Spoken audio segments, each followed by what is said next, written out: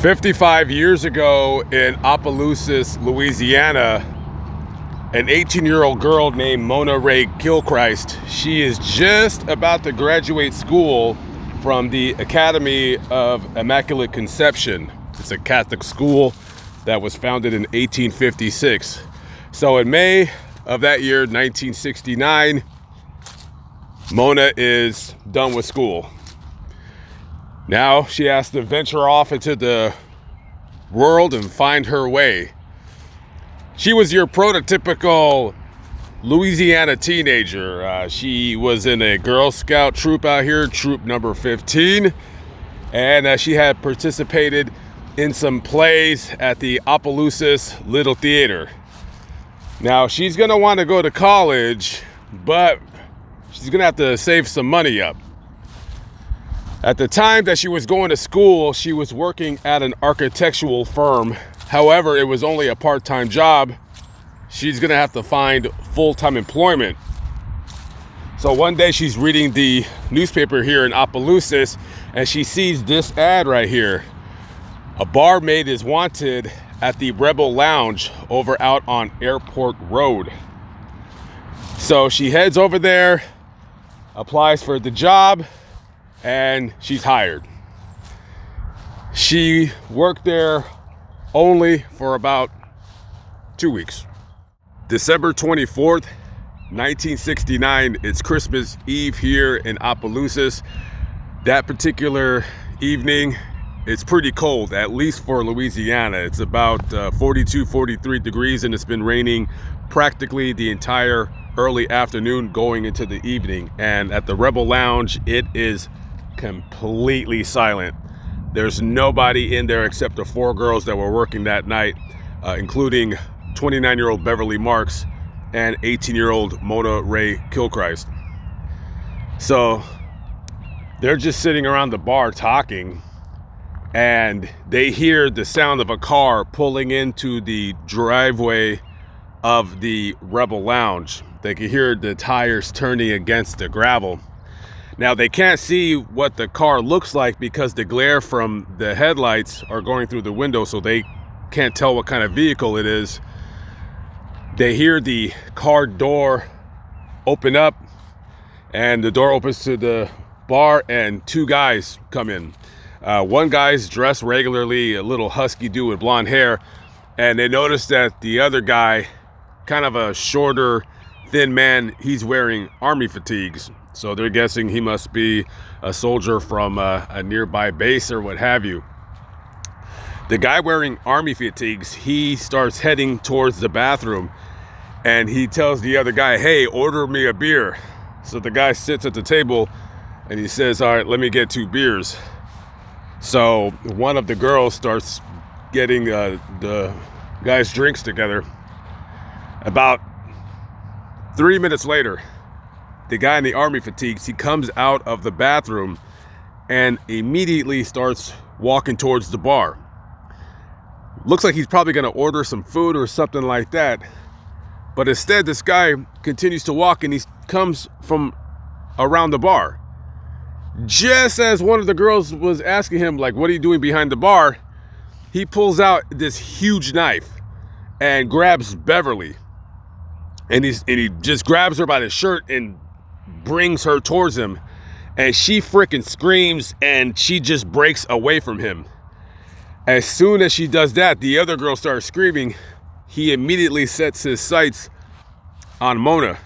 He grabs Mona and puts that knife right against her neck, and he says, "If anybody does anything, I will slice her neck right now. Get the hell away from me." She's panicked, she's screaming. The girls, they're like looking at this guy, they're looking at the other guy that he came into the bar with. So he starts dragging her outside through the door, and one of the girls is looking at the guy, his friend, and she says, "What the hell are you doing? Go do something." So the guy gets up and goes outside, and then about maybe 20 seconds later, he comes in and he says, I tried to say something. He said he would kill her and me if I got involved.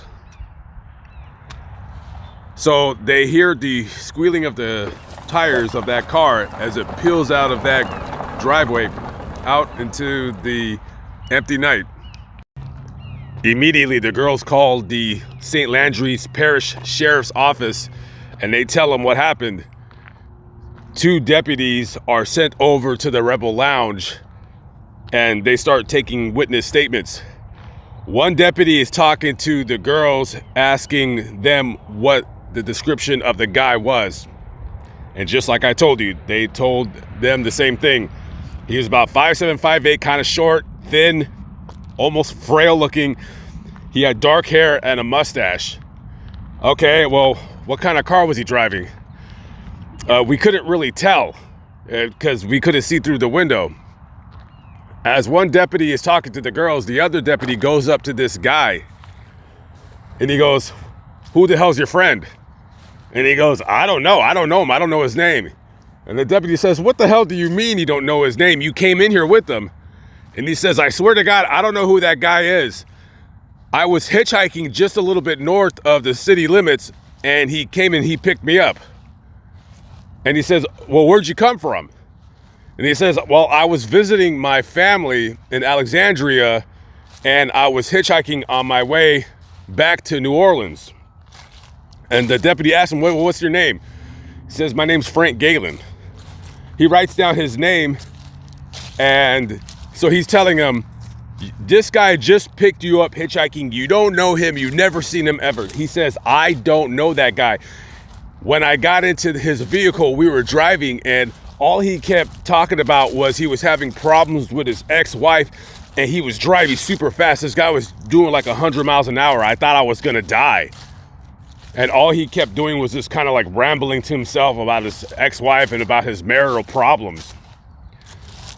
As he's talking to him, they get the description, so they put out on the radio what they're looking for. One of the barmaids, pointing the finger at this guy that came into the bar with him. He asked the guy, he said, "Well, what kind of car was he driving when he picked you up?" He said it was like a green, not a lime green, but a lighter colored green Plymouth, an Oldsmobile. It was a newer model, maybe a 1967, 1968. So they put that information over the radio, and as they're kind of getting more, asking more questions about what happened, I want to say maybe not even an hour later, police down in Lafayette, maybe about 18, 19 miles down the road, they made a gruesome discovery. Somebody that had been passed by has seen the body of a nude girl lying right by a horse racetrack down there. She was completely nude, lying face down. They immediately called the police. The police came, and obviously this girl is dead. She has multiple stab wounds in the back of her neck, on the back, on the sides, defensive wounds on her hands. The police are talking to the guy who just seen the body. He said, "I just passed this point not even 10 minutes, and I didn't see her. When I came back, that's when I seen the body." And so immediately, because the police, they know about this crime that occurred, this kidnapping, so they're assuming that this must be the girl that was kidnapped up from that bar in Opelousas. So they call the St. Landry's Parish deputies, and they bring the girls from the bar to the scene to see if that is Mona. And Beverly Marks, she identified the girl as Mona Ray Gilchrist. So now, as they're investigating this crime scene, one of the deputies gets a call on the radio that the dude that he came into the bar with, that Frank Galen, that name's not checking out. His information is not checking out. His address that he gave him down in New Orleans is not checking out. So they talk to this kid and they're like, "What the hell's your real name? We know your name is not Frank Galen." And finally he confesses. He says, No, he says, my real name is James Patterson. He said, I was in the Army. I went AWOL. And when I left, they picked me up. And then I escaped from whatever barracks they had me in. And I hitchhiked up to Alexandria to see my family. And then I was hitchhiking back when this guy picked me up. So they take him to jail. So they wait for the military police to come and get him. So as they're doing that, they cordon off the crime scene, and this poor girl is dead, lost her life very, very brutally. Now you fast forward about 3 hours later and about 100 miles away. You got two deputies working for the St. John the Baptist Parish Sheriff's Office. They're on Highway 61. And they get a call on the radio that somebody reported that there was an accident on the side of the road. A car was stuck in a culvert. So they're heading down towards that direction. When they pull up to the scene, by now it's about 1:30 in the morning. And when they pull up, they shine their lights on this disabled vehicle. It looks pretty mangled. Okay, it's been in a pretty bad accident. And there's a guy outside of the car. He's like scratching his head. He looks a little bit disheveled, a little bit disoriented. So when they get out, they said, hey, what's going on? What happened here? And he says, oh, I just, lost control in the vehicle. I'm okay. I'm fine. I'm just trying to start my car so I can get out of here. And the deputies tell him, like, you're not going to be able to start your car. Your car looks like it's not going to be able to start. It's all busted up and crashed up really good. He said, you're going to need a tow truck. And he says, no, I don't need a tow truck. I'm fine. And he has blood coming out from the side of his scalp. He's bleeding pretty profusely. And they said, hey, you really need to go to the hospital. You got a pretty nasty cut on the side of your head. And he keeps like saying, no, he's fine. He doesn't want to go to the hospital. He's starting his car. And they said, listen, buddy, that car is not going anywhere except on the back of a tow truck. We're going to be taking you to the hospital. So one of the cops asked him for his driver's license. He gives it to him. His name is Donald Peddle. He's 20 years of age. He's a Vietnam vet. And the radio says that he doesn't have any kind of a criminal record or anything like that. Now, the deputies are suspecting that he obviously has been drinking. And back in those days, a DUI, sometimes you would go to jail, but sometimes you would just get a ticket. DUIs were not enforced heavily really until like, I want to say the mid 80s. So a lot of times people would get DUI tickets. Just depends on what the cop, how they were feeling that particular day. So they call for the wrecker, the tow truck. It comes and gets the car. They take him to the hospital. One of the deputies is deciding, should I take him to jail or I don't know. So he is at the hospital. He's not hurt that bad. Even though it was bleeding a lot, cuts usually on the side of the head right there, it bleeds a lot, but it's never really that serious. So they're still debating on whether they should take him to jail or not. Donald's friend shows up, who lives in Gramercy, which is a small town near Laplace. And he says, hey man, listen, that's my friend, dude. He's been having issues, family problems and stuff like that. He's a good dude. He comes from a good family. Please don't take him to jail. Listen, he can come stay the night at my house and sober up and stuff like that. He's a Vietnam vet, blah, blah, blah, yada, yada, yada. So the guys are like, okay. They let Donald go home with his friend so he could sleep off his drunken stupor, I guess is what you would want to call it. So the deputies, they do their paperwork, they hop into their vehicle, and they start heading out. One of the deputies, he gets off of work a little bit earlier than the other one. So the other one, he is just about to turn in his patrol car. And then he hears on the radio about be on the lookout for a late 1960s Plymouth Oldsmobile. And he says, oh crap. That guy that I took to the hospital, his car, that's his car. It looks just like that. So immediately he stops And, you know, he goes to the garage where the tow truck towed the car to, and he checks out the car, and he's just looking into it, and he notices in the car that there's bloody clothing. And he sees that there's, under the seat, he's looking around, there's a bloody knife. Holy crap. This is the bastard, more than likely. So he calls for detectives to come to the scene to secure the car, so he doesn't want to touch anything anymore. And he heads out back to that place in Gramercy where his friend was. So now it's about 5:30, 6 o'clock in the morning. He knocks on the door, and he said, hey, where's Donald Peddle? And Donald's sleeping on the couch, and he comes up to him, and he says, put your hands up, you're under arrest. And he says, what's the charge? Whatever it is he told him, DUI, murder, who knows? Just put your hands behind your back. So they take him down to the sheriff's department, to the jail, and they start questioning him about the kidnapping and the murder of Mona Ray Kilchrist. He denies everything, blah, blah, blah.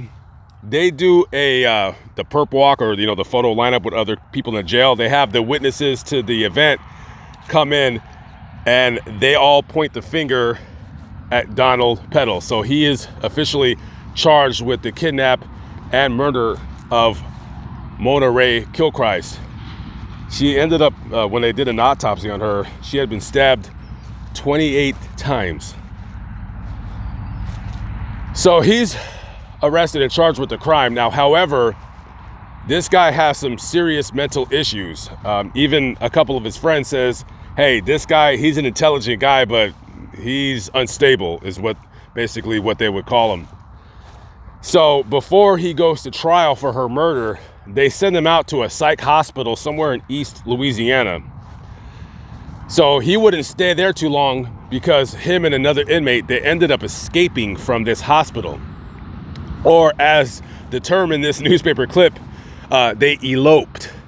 One of the news reporter asked the hospital, like, why did you say they eloped? Wouldn't they have escaped? Like, isn't it elope when two teenagers want to get married, they elope? And they said, well, no, because technically he's not a prisoner, he's a patient at the hospital. You know, just stupid people trying to use big words to make themselves sound, you know, morally correct about things. Absolutely ridiculous. Well, the story continues to be a little bit more ridiculous, because what ended up happening was he was charged with the crime, second-degree murder.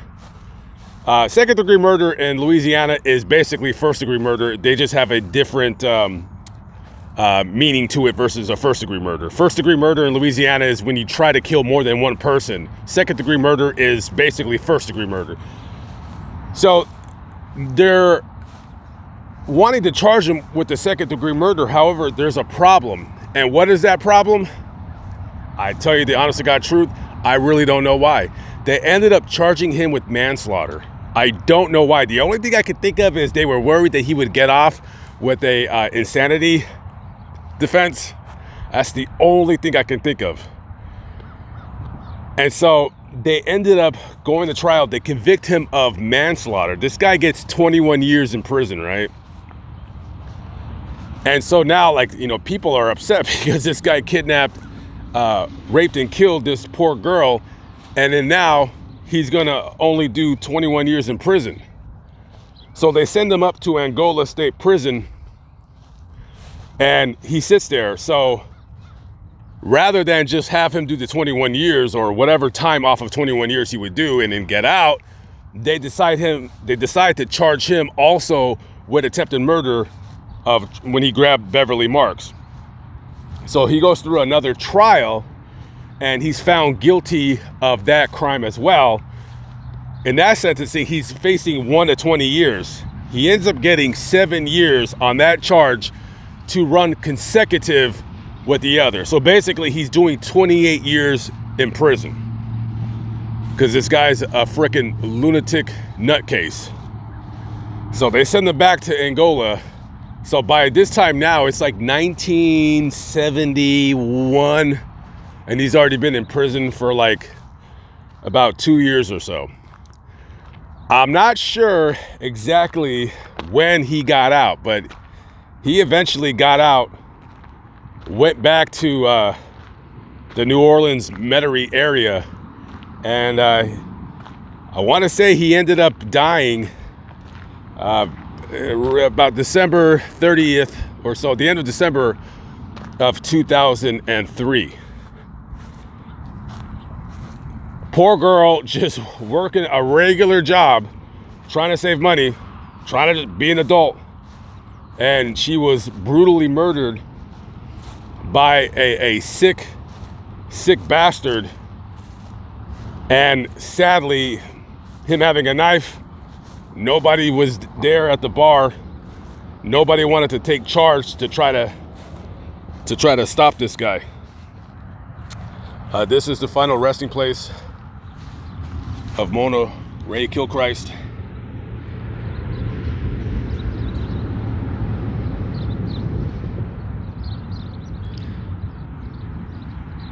Kidnapped, and she would be dead within an hour.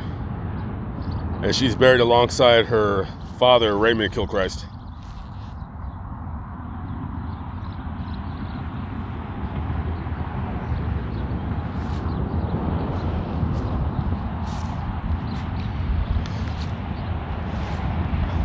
I'm not sure where her mother is. I know that the story could be a little bit confusing. I believe the father had remarried, so I don't have any record of where the mother is, but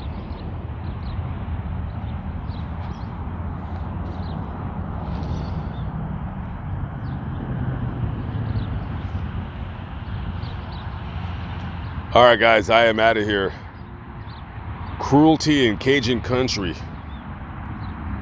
Rest in peace to both. All right, guys, I'm out. Peace.